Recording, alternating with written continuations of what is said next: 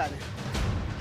Kalau menurut saya bahasa cintanya adalah bagaimana kehadiran BUMN untuk selalu bisa berproduksi untuk mensejahterakan rakyatnya.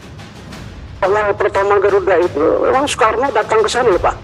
20 kg emas itu disumbangkan melalui Abu Daud Berih Pak. Seperti BSN juga. Kalau memang kita ingin memperkuat, berikan kebijakan yang kuat.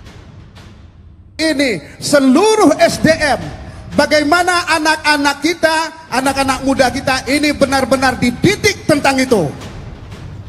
Jadi satu hal aja saya ingin ingatkan bahwa hati-hati dengan uang rakyat. Intinya IPO ini kalau tidak hati-hati ini akan diterjemahkan, akan dimaknai oleh publik ini adalah kepentingan politik.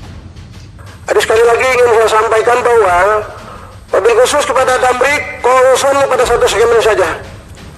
Itu dari saya Bu. Kereta api ini dibangun, ini sangat-sangat melukai hati rakyat.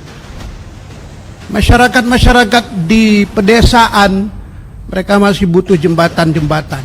Ini penting, jangan sampai hal-hal ini menjadi benih-benih yang tidak produktif, menjadi benih-benih kekacauan.